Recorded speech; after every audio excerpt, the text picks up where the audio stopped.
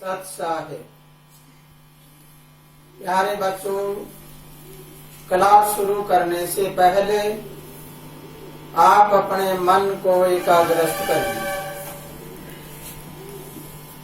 अपने मन में शांति धारण करिए। मन चारों तरफ दौड़ता है, ये बिना लगाम का घोड़ा है। इस बिना लगाम के घोड़े को अगर हम काबू कर लेते हैं तो हमारी सवारी है वो पूरी हो सकती है। अन्यथा आपको पता होगा कि घोड़े का सवार जो होता है वो घोड़े की लगाम को हाथ में रखकर अपना बैलेंस बनाए रखता है। जब घोड़ा दौड़ता है तो लगाम सवार के हाथ में होती है और आपका मन है ये बिना लगाम का घोड़ा है। बिना लगाम का घोड़ा जब दौड़े तो फिर तुम्हारा बैलेंस बिगड़ जाता है और तुम गिर जाते हो। आओ हम अपने मन के लगाम डालें, हम अपने मन की वृत्तियों को बदलें। मन के लगाम कैसे डालें? बाहर वाली लगाम तो कोई डाल सकता है, लेकिन अंदर वाली लगाम डालने के लिए काफी मुश्किल हो जाती है। लेकिन प्यारे बच्चों, मुश्किल कुछ नहीं है। ये तो एक पौधा है, इधर से उखाड़ कर दूसरी जगह लगाना है। अगर हम इन बातों के ऊपर पूरा ध्यान देते हैं तो हमारा मन संतुष्ट हो जाएगा, हमारा मन समन हो जाएगा, हमारा मन हमारे पक्ष में गवाही देने लग जाएगा, हमारा मन एक सरकारी वकील की तरह बात करने लग जाएगा। तो प्यारे बच्चों, तुम समझो और जानो, हम पहले आपको बता चुके हैं आपके मन दो तरह के हैं। एक पिंडी मन है और एक भरमंडी मन है। पिंडी मन है उसको तो अपनी फीस लेनी होती है, वो वकालत करता है, संसार वाली फीस लेता है और फिर वो आपके पक्ष की बात करेगा, परमात्मा को गलत बताएगा और संसार को वो ठीक बताएगा, क्योंकि उसको खुराक मिली हुई है। और भरमंडी मन है, भरमंडी मन सरकारी वकील है, यानी परमात्मा उसको तनख्वाह देता है और परमात्मा तनख्वाह देता है तो वो पक्ष किसकी करता है? वो पक्ष करेगा परमात्मा के द्वारा भेजी गई आत्मा का। तो जरा हमारे मन के दो भागों को समझना है। एक सरकारी वकील है और एक हमारा प्राइवेट वकील है। प्राइवेट वकील है वो दलीलें देता है उसको बचाने की, यानी संसार वाली बातों की बचाने की, और सरकारी वकील है वो जिसके साथ कुछ हुआ है उसके बारे में दलीलें देता है। तो आपको हुआ किसके साथ है? तुम्हारे शरीर में किसके साथ क्या हुआ है? अन्याय किसके साथ हो रहा है? तुम्हारे शरीर में अन्याय आत्मा के साथ हो रहा है। आत्मा को मैली किसने किया? तुमने किया है। आत्मा को झंझट में किसने डाला है? तुमने डाला है। तो आपका सरकारी वकील भरमंडी मन क्या कह रहा है आपको? भरमंडी मन कह रहा है कि तुम जिस जगह पर बैठे हो उसके नहीं हो, तुम किसी और जगह से आए हो, परमात्मा के पास से आए हो और मैं तुम्हें वहां जाने का रास्ता बताता हूं और तुम्हारी निश्चित ही जीत होगी। लेकिन इधर ब्रह्मांड वाला मन क्या कहता है? पिंडी मन क्या कहता है? दोनों का मिलान करके देखें तो जो हमारा पिंडी मन है वो कहता है अरे नहीं, परिवार तो कुछ होता ही है, रिश्तेदार तो कुछ होता ही है, खाना पीना तो होना ही चाहिए, कुछ ये बात तो होनी चाहिए, ये होना चाहिए। वो ऐसे करके सांसारिक बातों में लिप्त रहता है। केस चलते चलते बहुत समय लग जाता है, सारी उम्र बीत जाती है और इसका फैसला हम नहीं ले पा रहे। इसलिए प्यारे बच्चों, आज तुम्हें क्लास से पहले अपने मन को स्थिर करना है। मन की वृत्तियां तीन प्रकार की होती है। एक स्थिरता, एक द्विभाषा और तीसरा क्या होता है? पूर्ण रूप से अस्थिरता बनी हुई हो। अस्थिरता बनी हुई है वो तो थोड़ी सी बात सुना और चलता रहा, और जिसमें स्थिरता बनी हुई है वो बिल्कुल पक्का अपना झंडा गाड़ देता है। और द्विभाषी है वो कभी कुछ बोलता है, कभी कुछ बोलता है, कभी कुछ बोलता है। इस प्रकार हमें समझना है कि एक तो चर है, एक स्थिर है और एक द्विभाषा है। चर का मतलब होता है चलता रहना, थोड़ा सा मुंह देख के झांका और चला। अब तुम कौन से मन में रहते हो, पहले अभी आपको खोज करना है अपने आप की। तुम्हारा मन कौन सा है? क्या तुम्हारा मन चर है, चंचल है, चलित रहने वाला है? क्या तुम्हारा मन स्थिर है? क्या तुम्हारा मन द्विभाषा है, दोहरी भाषा बोलता है? इसलिए आपकी जीत कब होगी? जीत तो उस समय हो सकती है जब आप में स्थिरता बनी हुई होगी। तो प्यारे बच्चों, आप तुम्हें गहराई से समझना पड़ेगा और जानना पड़ेगा कि कल की क्लास में आपको क्या पढ़ाया गया था 12 के बारे में, कि 12 महीने होते हैं और हमारे एक दिन में भी 12 भाग होते हैं। ब्रह्मांड को 12 राशियों में बांटा गया है। अंतिम संस्कार होता है तो भी 12 भागों में बांटा गया है, यानी 12 दिन का पूरा विधि विधान करके 13वें दिन उसका विधि विधान करके गति मुक्ति करके यज्ञ करके उसको पारी कर दिया जाता है। अब 12 का फार्मूला है क्या? और इस 12 के साथ साथ आपको 12 और बता देते हैं। जन्म से लेके और 12 वर्ष की आयु तक भी बच्चा 12 में रहता है। प्रथम 4 वर्ष होते हैं माँ के कर्म भोगने का, और दूसरा 4 से 8 वर्ष होता है पिता के कर्म भोगने का, और तीसरा होता है 8 से 12 तक अपने खुद के कर्म भोगने का। तो प्यारे बच्चों, इस 12 का फार्मूला है, सूत्र है, इसको तुम्हें समझ लेना है कि 12 के फार्मूले में 4 होते हैं, 4 वर्ष होते हैं, 4 नियम होते हैं। जैसे हमारे काल हैं, 3 काल हैं। 3 कालों में 3 काल हैं, तीनों कालों के 4 भाग होते हैं।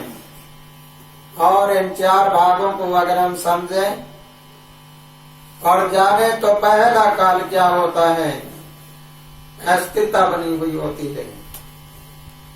दूसरा काल क्या होता है? चलते रहना, चल रहा है, जारी है। तीसरा क्या होता है? स्थिर है, पक्का है, निश्चित है। और चौथा क्या होगा? न तो वो पूरा हुआ है और न चल रहा, कुछ पूरा हुआ है, कुछ चल रहा है। वो क्या चीज है अब तुम्हें समझना है। वो तुम्हारे मौके का जीवन है। कुछ तुम्हारा जीवन बीत चुका है, कुछ कर्म बीत चुके हैं, कुछ कर्म होने को है। प्यारे बच्चों, जन्म से लेके 12 वर्ष की आयु तक तुमने 3 भाग बनाए, और जब चौथा भाग तुम्हारा 13वां वर्ष आया तो तुम्हारे क्या हुआ? 13वें वर्ष में तुमने कुछ कर्म भोग लिए और कुछ कर्म आगे भोगने के लिए जारी है। जैसे अंग्रेजी में इसको प्रेजेंट, पास्ट और फ्यूचर कहते हैं। प्रेजेंट में हम देखते हैं तो इन प्रेजेंट सबसे पहला होता है प्रेजेंट इंडेफिनिट। प्रेजेंट इंडेफिनिट में अगर हम देखते हैं तो उसमें अनिश्चितता है।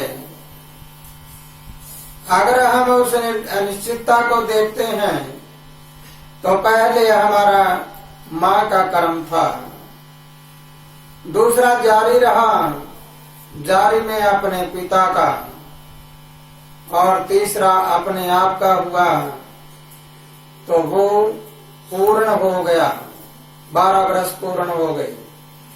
12 वर्ष पूर्ण होने के बाद उन तीनों का जो कर्म होगा उनमें कुछ कर्म भोग चुका है और कुछ जारी है। उस कर्म को काटने के लिए अगर हम चलते हैं और विचार करते हैं तो फिर आगे चलते रहो और देखते रहो कि हमारे जीवन में क्या प्रभाव पड़ता है और जीवन कैसा बन रहा है। इसलिए प्यारे बच्चों, तुम्हें इस 12 के हिसाब को समझना है कि पहला 12 वर्ष, फिर एक दिन में 24 घंटे में 12 भाग, ब्रह्मांड में 12 राशियां, साल में 12 महीने। इस प्रकार अगर हम सही मायने में सोचते और विचार करते हैं तो अंत समय में भी 12 और जन्म से लेके आगे जब इंसान अपने आप को आगे बढ़ाता है तो भी 12। अब 12 का सब फॉर्मूला हमारा चला हुआ है। तो आइए हम 12 पर फिर एक बार ध्यान देते हैं। प्रथम 12 वर्ष की आयु में इंसान की 12 वर्ष की आयु हुई तो उसमें उसने 3 चरण भोग लिए। माँ का कर्म, पिता का कर्म, अपना कर्म। अगले 12 वर्ष में पहला तो ये था बचपन, और दूसरा 12 वर्ष में क्या आ गया? कुमार, जो हमारे प्राचीन पत्तियों में या प्राचीन हमारे ग्रंथों में अगले 12 वर्ष यानी 24 वर्ष तक ब्रह्मचर्य का पालन करने का इजाजत दी जाती है। ये हमारी कुमार अवस्था होती है जिसमें हम गृहस्थी जीवन नहीं बल्कि हम कुमार अवस्था में रहते हैं। फिर आगे तीसरा 24 वर्ष की आयु से लेकर 36 वर्ष तक ये हमारे गृहस्थ जीवन की अवस्था होती है। इसमें हम अपना गृहस्थ भोगते हैं और गृहस्थ भोग कर आगे चलते हैं तो हम गृहस्थ का ज्ञान लेते हैं, संसार का ज्ञान लेते हैं। और जब हमारी ये 3 अवस्था पूरी हुई तो जरा इसके बारे में फिर आंकलन करो। पहला 12 वर्ष मैंने अपनी 3 अवस्थाओं को पूरा करते हुए निकाला, और दूसरा 12 वर्ष है वो फिर मैंने 3 अवस्थाओं को पूरा करता हुआ निकाला। 12 वर्ष से 16 वर्ष का बच्चा जब तक होता है तब तक माँ उसके ऊपर बड़ी हावी रहती है। माँ हर समय लोगों को दिखाने के लिए भी कहती है कि मेरा बच्चा वहां गया है, अभी वो बच्चा है, ऐसा ना हुआ होगा, ऐसा ना हुआ होगा। माँ बहुत ज्यादा जल्दी भागी फिरती है। जब बच्चा 16 वर्ष का हो जाए तो 16 वर्ष का होने के बाद 16 से 20 वर्ष की आयु तक पिता का पैरा फिर आ जाता है दूसरे नंबर पर। पिता का पैरा जब आया तो माँ कहती है पिता से कि बच्चे को देखो वो कहाँ गया है, बच्चा ऐसा ना कर ले, बच्चा ऐसा ना कर ले। माँ का विभाग पूरा हुआ और पिता का विभाग आ गया। फिर 20 वर्ष तक पिता उसके चारों तरफ घूमता रहता है और पिता उसके ऊपर राज करता है। फिर अगली अवस्था आ गई अपने खुद की।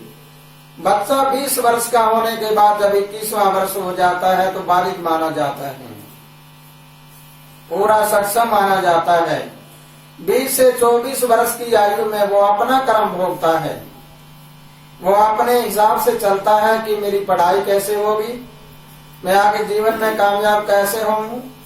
इस प्रकार वो सब तरह से आगे भोगता हुआ चलता है। तो प्यारे बच्चों, ये 2 अवस्थाएं हुई। 2 अवस्थाओं में 3 अवस्थाएं और थी 4 वर्ष की, और ये काल वही है, 3 काल हैं। अब आपको उस रास्ते पे ले जा रहे हैं जहाँ से जन्म और मृत्यु का रहस्य खुलता है। अगर हम जन्म और मृत्यु का रहस्य पूरा खोल लेते हैं तो फिर हमारे अंदर की भ्रम शंकाएं हैं वो सब दूर हो जाएंगी। आओ हम चले 24 वर्ष से लेके 28 वर्ष की आयु तक। 24 वर्ष से 28 वर्ष की आयु तक माँ का पैरा फिर आ गया, यानी तीसरे चरण में माँ का पैरा आ गया। माँ का पैरा आने के बाद माँ क्या करती है, बच्चा 24 साल का हो गया, अब इसकी शादी करना चाहिए। माँ भागा दौड़ करती है, बड़ा बड़ी बातें करती है और पता नहीं इधर उधर प्रचार करती है। और ये बातें सुन सुनकर बच्चा भी माँ के नजदीक बैठता है कि माँ तेरा पक्ष कर रही है। लेकिन प्यारे बच्चों, याद रखना इस बात को, जब बच्चा 28 वर्ष का हो जाए तो माँ उसका पीछा छोड़ देती है लगभग, और पिता के पक्ष में आ जाता है वो। फिर उस बच्चे के बारे में पिता ही सोचता है कि बच्चा 28 वर्ष का हो रहा है और इसका मुझे क्या क्या करना चाहिए। अगर वो शादीशुदा है तो भी पिता उसके ऊपर बहुत बड़ा ध्यान रखता है। फिर आगे चलिए, ये अवस्था हो गई हमारी, कितने वर्ष की हो गई? 24 से लेकर 28 और 28 से लेकर 32। 32 वर्ष की आयु तक, यानी 28 से 32 तक पिता, 24 से 28 तक माता। आओ, जब बच्चा 32 वर्ष का हो चुका होता है तो फिर 32 दांतों वाला हो गया, 32 दांत वाला बुद्धिमान होता है। हमारी बुद्धिमान जाड़ है वो लगभग 28 वर्ष तक निकलती है, कईयों के 30 वर्ष में निकलती है, कईयों के 25-26 वर्ष में निकलती है। तो प्यारे बच्चों, जब 32 साल की उम्र हो गई तब पिता अपने बच्चे के बारे में बड़ा सोचने लगा होगा, और फिर पोतों के बारे में, पोतियों के बारे में ऐसे ऐसे विचारधारा आती है। और फिर जब 32 से 36 वर्ष की आयु आई तो फिर वो अपने आप में सोचने लगा कि मेरे ये बच्चे हैं, ये क्या करेंगे, मैं इनको पढ़ाऊं लिखाऊं, मैं इनको ऐसे करूं, ऐसे ऐसी विचारधारा में करके, और वो माता पिता से एक तरफ हो जाता है और अपने बच्चों की रखवाली करना शुरू कर देता है। तो जरा सोचो और विचार करो, ये अवस्था कहाँ से चल के आ रही है। आओ प्यारे बच्चों, ये 3 अवस्थाएं हमारी थी। पहली बचपन की, और दूसरा कुमार, और तीसरा जवानी। अब चौथी अवस्था कहाँ चली आई? बुढ़ापे की ओर। जब बच्चा छोटी उम्र से लेके और 36 वर्ष की आयु में जाकर एक आदमी बन जाता है, 36 वर्ष का बनने के बाद फिर वो पहरा माँ का आ जाता है। अगर किसी की माँ जिंदा है तो अपने बेटे पोतों को छोड़कर अपने बेटों को उसने एक तरफ कर दिया और माँ के नजदीक बैठना शुरू कर देगा, और माँ के नजदीक बैठकर 2-4 साल बैठेगा और फिर माँ बेटे की नहीं बनेगी, आपस में फिर दूर होते जाएंगे, क्योंकि वो कर्म है। लगातार वो हर बारी थोड़ा थोड़ा समय देके वापिस आता रहता है। प्यारे बच्चों, गहराई से सोचना है कि 12 वर्ष के बाद कुंडी होती है, गंदी जगह होती है, उसको भी संवारने वाला कोई न कोई आता है। कहने का भावार्थ समझना है कि आपकी क्लास में क्या बताया जा रहा है तुम्हें, कई बार तुम्हें समझ ना आया हो। 12 वर्ष का जो आपको सूत्र बताया जा रहा है, इसका मतलब है 12 वर्ष गुरु ग्रह वो तुम्हारे ऊपर दृष्टि डालता है, और उस गुरु का जब 1 साल का समय आता है, एक राशि में गुरु 12 वर्ष बाद में 1 साल रहता है, तो उस 1 साल में इंसान की तरक्की होनी होती है, अच्छा काम होता है। अगर वो इंसान इस बात को समझता है तो उसमें वो पूरा धनी बन सकता है। वो 11 वर्ष का कोटा पूरा कर लेगा और 12वां वर्ष फिर गुरु आएगा, इतने तक वो फिर धनवान होता जाएगा। तो इसलिए प्यारे बच्चों, 36 से 40 वर्ष की आयु में ये बुढ़ापे की अवस्था चल पड़ेगी। 40 वर्ष की आयु तक फिर वो माँ का जिक्र करेगा। माँ हमारे शरीर में मन होता है, फिर वो मन में विचार करता रहेगा, ये मेरे बेटे ने ऐसे नहीं किया, उसने ऐसे नहीं किया, वो ऐसा हो गया होगा, ऐसा हो गया होगा। फिर ये बिना लगाम का घोड़ा है, ये दौड़ता है, और ऐसा दौड़ता दौड़ता कई जगह तो अवस्था ऐसी आ जाती है कि पति पत्नी में भी विच्छेद हो जाते हैं, वो अलग अलग बैठ जाते हैं। एक अपने कैसे बेटे के पास बैठ गया, एक किसी बेटे के पास बैठ गया। ऐसे करते करते माँ बाप का बंटवारा भी हो जाता है। अगले चरण में ये तो था माँ का पैरा, अगले चरण में 40 से लेकर 44 वर्ष की आयु तक पिता का पैरा आ गया। उस समय पिता का पैरा जब आया तो पिता में भी भटकान आ गई। वो भटकान आने के बाद फिर उन्होंने अपने बंटवारे को देखा, वो माँ की काट करता है, माँ बाप की काट करता है, एक दूसरे को काटते रहते हैं। उसने ये कर दिया, उसने ये कर दिया, मेरी ऐसे नहीं बनती, मेरी ऐसे नहीं बनती, तेरी मेरी में उम्र बीतती जा रही है। फिर जब 48 वर्ष की आयु हुई, यानी 44 से लेकर 48 तक, 48 वर्ष की आयु आने के बाद फिर अपना पहरा आ गया। फिर वो कहने लगा कि मैं अब अपने आप करता हूँ जो कुछ करना है। वो कई बार तो ऐसी अवस्था आ जाती है, 48 वर्ष वाले हैं, वो रोटियां अपने आप बनाकर खाना शुरू कर देते हैं। और जो विद्वान होते हैं वो अपने बेटे और पोतों के बीच में रहकर और अपने आप में संतुष्टि कर लेते हैं, क्योंकि 49वां साल है, वो देह का मरण आ जाता है। 48 वर्ष तक हमारी मांसपेशियां हैं, वो जन्मती और मरती है, लेकिन 48 वर्ष की आयु के बाद मांसपेशियां मरना शुरू हो जाती है, चमड़ी लटकना शुरू हो जाती है और जन्मना बंद हो जाती है। 48 से 52 वर्ष की आयु आई तो फिर माता का पहरा आ गया। फिर थोड़ा थोड़ा माँ के नजदीक बैठने लगा। जब माँ के नजदीक बैठ के कोई बात करता रहा, कई बार माँ बेटे का झगड़ा हो जाए, कई बार झगड़ा हो जाए, कभी पास बैठे कभी दूर बैठे। ऐसे करते करते 52 से 56 वर्ष की आयु में फिर पिता का पहरा आ जाता है। पिता का पहरा आने के बाद किसी का पिता है तो शायद वो पिता के नजदीक बैठ जाए, और पिता नहीं है तो फिर वो पिता को याद करता है, मेरा पिता ऐसा होता था। जब 56 से 60 वर्ष की आयु आ जाती है तो फिर अपना पहरा आ जाता है। जो ही 60 वर्ष का होने लगता है, तो ही इंसान अपनी मृत्यु के बारे में सोचने लगता है। 60 के बाद क्या होता है, अगर कोई विद्वान है तो बुद्धि बढ़ती है, नहीं तो 60 और बुद्धि नाठी, बुद्धि चली जाती है, इंसान मृतक के समान हो जाता है और शिकायतों में भर जाता है, पूरी शिकायतों में। बेटों की शिकायत, पोतों की शिकायत, रिश्तेदारों की शिकायत, अपने आप की शिकायत, मैं ऐसे किया करता था, मेरे ऐसे हो गया, मेरा वो धन था, मेरा ये था। ऐसी ऐसी अवस्था में वो रहता है।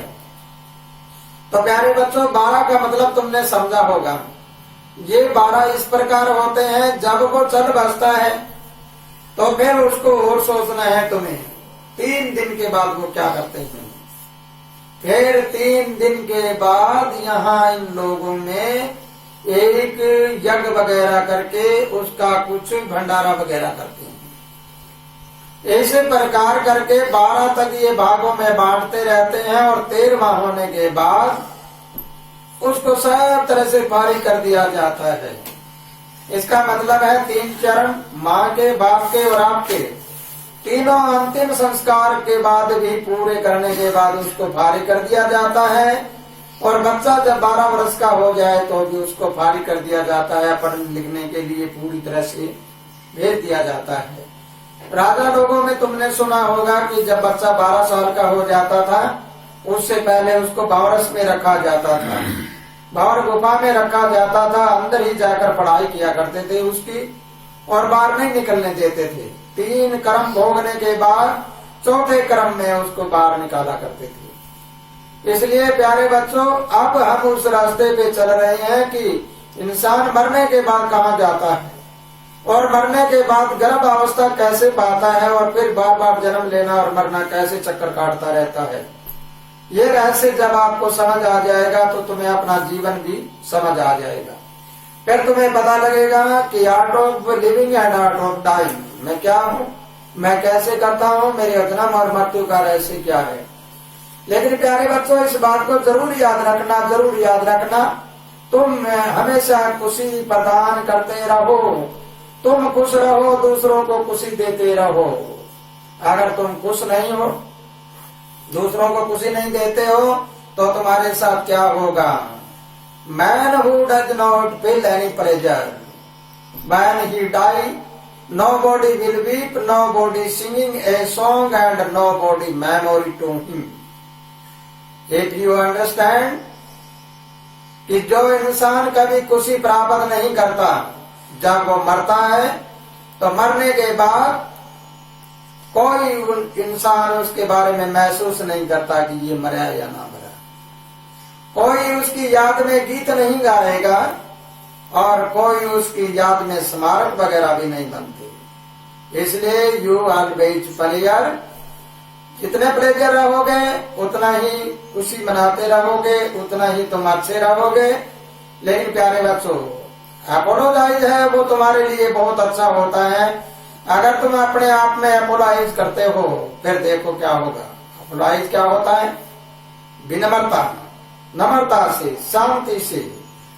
तुम्हारा अगर पीस ऑफ माइंड होगा तो फिर तुम्हारा क्या होगा, पूरी दुनिया में फैल जाओगे।